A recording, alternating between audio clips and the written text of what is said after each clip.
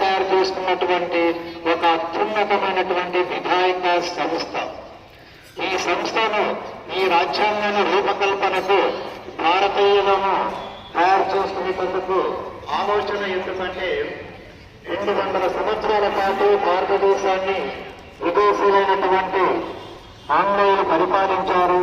వాళ్ళ పరిపాలనా కాలంలో భారతదేశం యొక్క ఆర్థిక సంపదను, మానవ వనరులను అన్నిటినీ కూడా మన దేశానికి తరలించినటువంటి విషయము మనము 200 సంవత్సరాల పాటు ఎదుర్కొన్నాము.